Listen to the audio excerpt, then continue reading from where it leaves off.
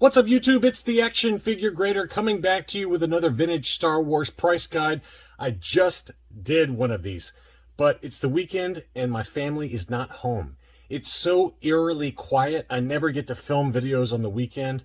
I usually try to film 7 videos in 5 days when the house is empty. So I wanted to take advantage of it. I pulled together some more prices for loose stuff. Some mint on cards, graded, ungraded, a pretty nice assortment. Last 17 figures. I even found a couple of bootleg sales that I thought were worth talking about. So let's go ahead and dig right in and let's see what we got today. First of all, we got a 20-back Darth Vader. You don't see this one very often. It was unpunched and the blister looks like it's clear, maybe. You know, it's on the cusp. It might be just very slightly yellowed. It's really hard to tell in the photo, but this is a great card back. Very tough to find the 20-back Darth Vaders, and this one was ungraded. It looks like it's got either some writing or something going on the Star Wars logo there. It does have a couple of price stickers, 3 of them, unpunched, but a pretty nice card back. Here's the back. So this would be the 20-back G. No, excuse me, the 20-back E. And I've got a Death Star droid 20-back that I showed in my live stream that was labeled a 20-back G, but the way to tell the difference between the 20-back E and the 20-back G is this yellow sticker right here, the Boba Fett's yellow sticker. If it's rounded like that on the edges, on the corners, then that is the 20-back E. The 20-back G has sharp corners, like a straight square. And the one I've got is labeled a 20-back G, but I'm pretty sure it's a 20-back E. And E, and I just haven't had a chance to show it on the channel yet. It's just tough to make videos, so whenever I get time, I'll put that together along with the rest of my Death Star droid run. But anyway, I think, you know, looking at this front again, it does look like there's some writing. It might just be dirt, but it does look like some light writing on that. So just keep that in mind, that it might be precluded from being graded, and maybe that's what it held the price down just a little bit, or the buyer didn't realize it. But it sold for $1,500 plus $25 shipping. Let's see if see, the seller didn't note that it had writing on it, and again, I don't know for sure that it did, but it sure does look like writing on the front of that logo. And you know, is it worth $1,500 with the writing on there? To some collector, it is. So you know, apparently it did sell. One bid. We'll see. We'll see whether that gets relisted or not. Here's one that was picked up after my what to buy video, and you guys really like those videos, and I'm glad you do. It was just an idea I had, and as a reminder, it does go live to Patreon supporters 24 hours early. So if you're mad that the item is not there, I'm sorry, but I wanted to do something for Patreon members as a gift for the channel support. And so every video that I make gets uploaded ideally the day before, assuming my work schedule allows for it, and then I send Patreon supporters the link to that video so they can take a look. So but this one was picked up by Gerard C, who is a very long time subscriber, and I'm glad he was able to pick this up for a good deal. It was listed for 125 pounds, best offer accepted, and this is the PBP Scarred COO Stormtrooper, graded UKG 90%. What an awesome figure. I'm glad that somebody bought that, because it was worth every penny of what he paid for it. So congratulations, Gerard, for the awesome figure.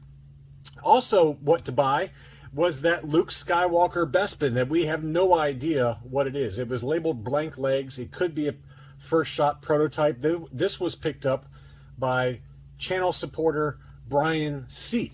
And so we are going to find out at some point whether this was a true first shot, whether it would be labeled as a first shot prototype by CAS or AFA. Brian said he would keep me updated.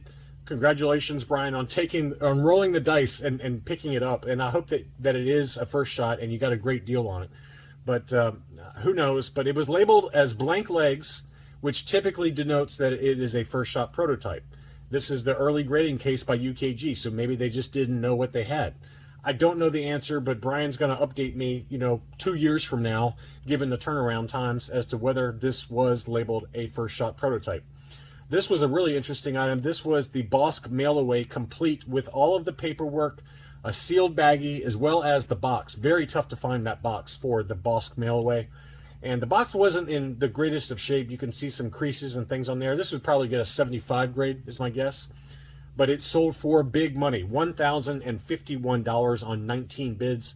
This would be kind of a personal grail for me. I'd love to pick this one up eventually, but the timing was not right for me. I just spent too much money here lately. But the baggie looked perfect. All the paperwork looked fine. A little bit of creasing on the paperwork, but the box was really what would hold it back. You can see the creasing there on that box. My guess is it would get a 75 because of that box. This was also a pretty good deal. This was an unpunched 32 back Yoda, AFA 80, 80, 85, or excuse me, 80, 80, 85 were the subscores. I think what held the price down was because it had 3 price stickers on there. It was unpunched. It did have a little bit of wear there, as you can see, either some scuffing on the case, which is what I think it is, or on the card. Somehow it still got an 80, but it sold for $550 with free shipping. I think that's a great deal in the current environment. You know, without the price stickers and without the scuffing on the case or on the card, this would be $750 to $800 easy. So I think that was a pretty fair price. This was an AFA 75 48 back Revenge of the Jedi Luke Bespin unpunched, CAS graded, and there it is. 75, 85, 75 were the subscores. You can see the yellowing to the torso on that Luke Bespin, which is a common problem for a lot of those early Lukes. And this is one of my favorite card backs. It sold for $1,225. That is big boy money. And another 48 back sold. Here's the Revenge of the Jedi AT-AT driver. This is one I have in my collection, graded AFA 80. This is graded AFA 80 plus, yellowed blister though. It was listed for $8.99, best offer accepted. And as a reference point, less than a year ago, I bought this one clear blister, AFA 80, for $450. So that just shows you how much prices have jumped up. And this is only very slightly yellowed, so it was a very high grade example, but it was labeled as a yellowed blister on the AFA label. And again, it was $8.99, best offer accepted. And then also another AT-AT driver. I watched this one for a long time. I wanted to buy this, but I just couldn't do it. This was a Palatoy ESB, which is always difficult to find. Also very lightly yellowed. It was graded yellowed, 80 by UKG, unpunched, absolutely amazing. It was in the US as well, so the shipping was very reasonable.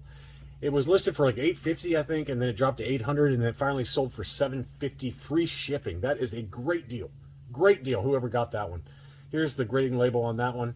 80, 85, 80 were the subscores. Palatoy 41 back A with the Palatoy logo on the front of the card. That is a very, very difficult item to find, and congratulations to the buyer on that one. This is another one that we talked about in the live stream with Chris W. Again, thank you to everyone who tuned into that live stream. It's on the channel, so go back and look at it. We covered a number of topics, and one of them was this Revenge of the Jedi Ugnaught proof card that was listed. It was an AFA 85. It was listed for $1,650, best offer accepted, probably around $1,500. I apologize, I didn't look up what the final sales price was. I really wanted to buy this one to pair with my Cloud Car Pilot Revenge of the Jedi proof card, but just couldn't make it happen. No money right now, no buy August. $1,650 best offer accepted was what the final sales price was on that. That's very reasonable in my mind, given some of the sales prices that we saw at the last Hakes auction. A couple of bootlegs did sell. Here was a Polish bootleg Barada. I've got this exact same color scheme. It's like a purplish brown body made out of rubber with a green bandana, bright orange gloves, and then bright blue boots. This is a static bootleg that was in the second set, I believe, that was kind of in the 1986-87 time frame, if memory serves. And it's listed as a 1985. I don't know the exact time frames, but this one sold for $77 on $10 shipping from Serbia, of all places. That's a pretty good pickup for a nice bootleg. And then here was an Uze Turkish bootleg from 1987-88 made by SB Products. This was just the AT-AT driver, did not include the weapon that it was originally packed with. Probably in like 60 grade condition, but that one sold for $500 at auction. It was in the US, in California, so that helped a little bit, but pretty awesome bootleg there. I've got this one overstock, unassembled, still on the factory sprue that I picked up on Etsy, of all places. It was graded CAS 85, so this one would have been a nice one to pair with it, but it just didn't even see it get listed. Here was an AFA 85 Plus Olive Boots Taiwan COO Reese, and this one sold for $88. That's a great price. I don't care if that it's a common figure, but to get anything 85 plus for $88 plus $5.85 shipping, that was a great deal. A very common figure, obviously, but it is an 85 plus with an archival case. Great deal on that one in an auction. 10 bids. That closed on August 13th. Another one from about 3 or 4 weeks ago was this Trilogo Bib Fortuna. That one sold for $250, best offer accepted. I think that was a great pickup, whoever finally picked that one up. Lots of edge wear on it. Probably would grade about a 75 is my guess. It had one big ding on the blister, but pretty nice example for the Bib Fortuna. That's a tougher one to find. It took me a little while to find that one. I think mine's a UKG or AFA 80%. This one was a shocker on the other end of the spectrum. I don't know why this one went so high, but this one sold for $750. It is an AFA 85 Leia Bausch, but it was punched and it had a very yellowed blister. AFA 85, straight 85s with a subscores. This was the 65 back A Boushh. Boushh is one of those figures that is definitely going up in price, and I should have looked up the best offer accepted for the next one I'm going to show you, but this was a beautiful example, but $750 seems awfully high. I mean, I think if it was a clear blister punched, I would have paid that all day long. A clear blister unpunched high grade like this would probably set you back $900 plus. So $750, I guess maybe that's the fair price for that. I don't know. Here was an AFA 90 loose graded Hong Kong Leia Bausch. It was listed for $975, best offer accepted. That is a big boy number for a very high grade, loose graded Leia Bausch. Hong Kong is one of the more common COOs. The Hong Kong and the no COO are the two easiest to find in my mind. There's also a Lily Letty that's pretty tough to find. And then I found that the Taiwan is hard to find in high grade. I haven't found one yet. I've got the Hong Kong, I've got the Lily Letty. I think I've got the no COO. That's pretty easy to find. That's known to have kind of reddish eyes with a wide face. But the Hong Kong is probably just as easy to find. But that was a big boy price for a very high grade, loose graded figure. And then this one was also a shocker. This was a Luke Jedi Blue Saber Snap Cape AFA 90 brand new case style. It was listed for 1,450 Canadian, which is about 1,160 US dollars. Best offer again was accepted. Blue Saber Lukes, folks, whether they're mint on card or they're very high grade, loose graded like this, they are just jumping up in price. There has been absolutely no slowdown with Blue Saber Luke Jedis. It's just crazy how much those have gone up. Here was a TIE Fighter mint in box. This one was opened. It did include the inserts for the box as well as the paperwork. The stickers were applied, but I wanted to show this one because TIE Interceptors do seem to be pretty popular with collectors. That one sold for $232.50 plus $22 shipping. Very clean battery compartment, as you can see there. So a really nice example, but big boy money for a nice TIE Interceptor. Here was an AFA 90 Tusken Raider, first 12 figure, older case style. That one was listed for $850, best offer accepted. So, you know, it's the same premise that we've talked about at length. I beat a dead horse on this, but anytime you get an AFA 90 figure for a popular figure like Luke Jedi, Leia Bausch, Tusken Raider, they are going to command massive multiples relative to AFA 85s or even AFA 85 pluses. 90s are just tough to find. And it is the older case style, so that might have even gone for even more money had this been the newer case style. But it was a nice example. This is the dark brown paint version, although it's not listed on the label there. But you can tell very clearly that this is the dark brown paint that appeared on a lot of later card backs for the Tusken Raider. Here was a UKG 85% EV99 last 17 figure, beautiful laser cut case. That one was listed for $450 pounds, best offer that was accepted there. Very regularly in very high grade, you're talking about that, right? You know, 450. That equates to about, let's call it $600 US. That's well within the range as to where they're selling for 85s, whether it's UKG or AFA graded. So another data point there for those of you looking for a 99.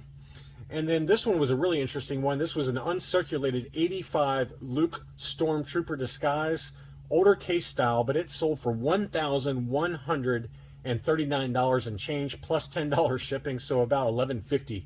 Took home that U85 last 17 Luke Stormtrooper. There's just absolutely no slowdown in these last 17 figures. It's pretty unbelievable to see. But congratulations to those of you who managed to pick some of these items up, especially the ones in the What to Buy video that I released recently. I'll try to get another one out later this week. Thanks so much for watching, and I'll be back soon.